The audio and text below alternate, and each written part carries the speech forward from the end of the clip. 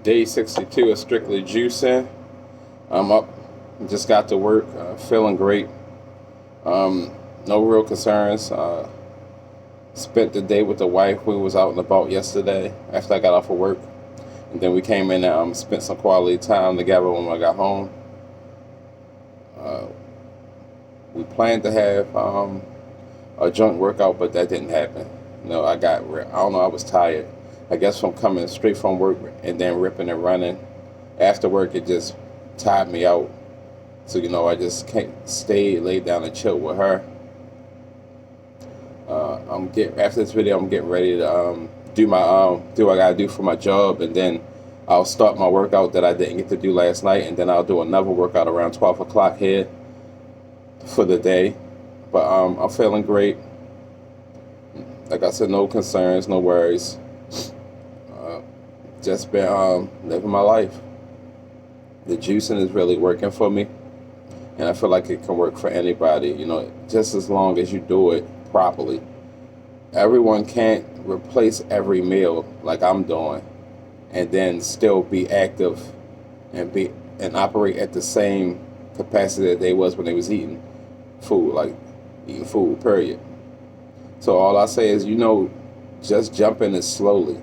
If you want to eventually do it where you replace all meals, just start with replacing 2 meals, and then you just eat dinner or eat breakfast, however you want to do it. But just do it at your own pace, because I cannot say that enough. Do it at your own pace, because trying to keep up with the Joneses ahead, you messed up in the game. I I got these are my juices for the next 2 days, because I'm already one day in, but I might remake some of them again. So far, they are all good, and I like the combinations that we made for this juicing.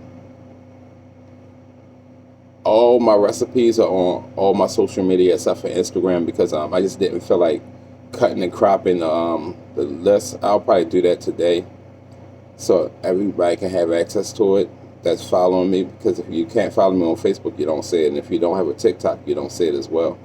But almost everybody has an Instagram. I don't do Twitter. I have a Twitter, but I don't do Twitter like that, so it's not like, follow me on Twitter, you'll get really much or nothing out of it. um, I just, like I said, this is my daily update, let y'all know how I'm feeling. And like I said, I'm able to still do everything I was doing before before I started juicing. For some reason, man, in this building, I have a dry throat, and that shit is killing me. But I guess that's because this building hasn't been up and running, and they have the actual electric heater on, and the electric heater in here just dries everything out. So if you keep seeing me coughing, it's not because I'm sick or anything like that. It's this goddamn heater and the dry heater here. But once you cut it off, it starts freezing in the office, so you have to have it on. So today should be an eventful day, because it's actually raining outside, and I have a couple things to do before I go home from work. So I got to stop by Best Buy, pick up some accessories for one of my gaming systems. I believe I have to go to Target as well and get something. I can't remember what it is. I'll remember about time it's time to go.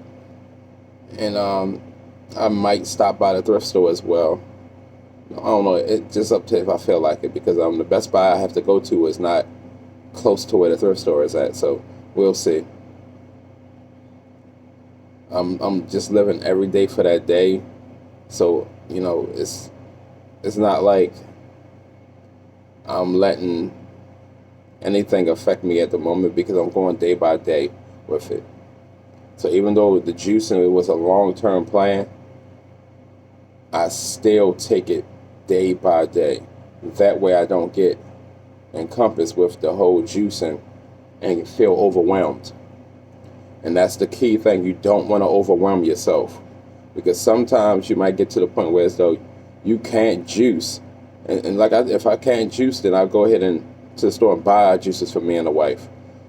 That way at least we still have juices to drink. And It's been working for both of us. Juicing and water. And like I said, I still cook for the kids. I don't deprive them of food because I'm not eating food. And it's not hard for me to cook for them and not eat, because it's not, it's willpower. Everything is willpower. When you want to be healthy, you'll do everything you can to stay healthy, and that's what I'm doing.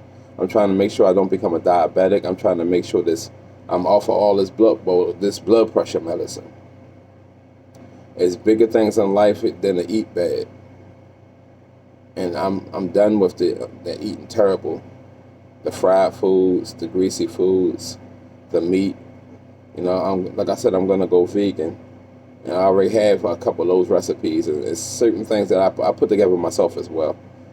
And the one thing oh, my bad, y'all. It's a brown recluse in my office, and that's one of the most poisonous spiders. Yeah, he not no more though. Just killed that bitch. But I had my recipe set up, and I'm ready to go once I finish this juice kick. And honestly, I'm not finished it. I'm just gonna go back to eating like maybe one meal or 2 meals. I'll probably do that juice in one meal and then stick with that, because juicing, I love this juicing. It's the energy that it gives to me, the feeling of knowing that I'm controlling everything, exactly everything that I'm putting in my body, and it's healthy. And then that's going to be in turn mixed with being a vegan, and I should be great again, and I'll be able to maintain the weight that I lost and stay healthy in the process. Today is another day in Black History Month, and just try to spend your time. It's Sunday as well. Just try to spend your day thinking about others and what they had to go through to get this far in life, whether it's them, their ancestors, their family, and just realize that your ethnic friends had it a lot harder, sometimes had it a lot harder than you did, and mostly they do, regardless of their situation, because just because you have money don't mean that you get the best street in life, because at the end of the day, like they always remind us, you still a nigga. At the end of the day, it don't matter whether you black with money or black without money. In most racist people's eyes, a black person is still a black person, and we still don't deserve the stuff that we get. Anytime we move up in a job, that's an affirmative. Not everybody, but that's an affirmative action hire. That's affirmative action.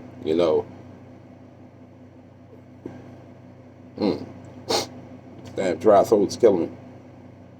That's an affirmative action promotion.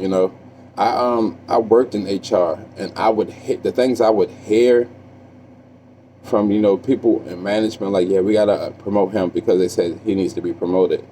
And then you'll hear the jokes of, oh yeah, another affirmative action. Like, you can't say it's affirmative action when 85% of your company is black, and only people who aren't black are in some of the management, and even most of the management is black. But you get people who feel like they're being passed over. It has to be a reason that's not legit, or it's not a valid reason, that they have to be being passed over because they're trying to meet a quota for affirmative action or anything like that. And I experienced that in HR, and I was like, that shit, it wasn't for me. So I ended up leaving HR and the company because it was just a whole bunch of racist stuff going on.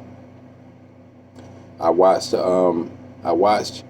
a dude belittle a girl. Now, she was wrong for what she did, but the way he went about disrespecting her, that wasn't right. Like, I guess the girl was like down on her luck. She ain't have no money for lunch and stuff like that, so she had been stealing people food. So the dude realized it was her, and he set her up. So when he caught her, he confronted her. She told him her sad story and everything. She mentioned, I guess, some people when they corner, they tell you why they're the way they are because they're scared. And she ended up talking about how she was raped and all that stuff, and her living situation. And this man sent a company-wide email with everything she told him in it. and he got fired. He got fired for it. The girl didn't get fired. She got switched to my team. But he put all her business out there, and then still was like, I don't care what her situation is. And it was a crazy shit, and it was a black versus white thing. I felt like had it been a white woman who took his stuff, he would not treated her that way. And I have evidence of that because he only interacted with white people at work. And then, like I told y'all, it's 85% of the job was black. So he did that trifling stuff. Like, I wouldn't even be mentioning this rape if he didn't mention it in the email. Like, I came back and people was like, yeah, you check your email. I said, yeah, I seen that from home. What the hell? What was all that about? And they told me exactly what it was. I didn't know who the girl was. But then when I seen it, I said, oh, that's Shorty.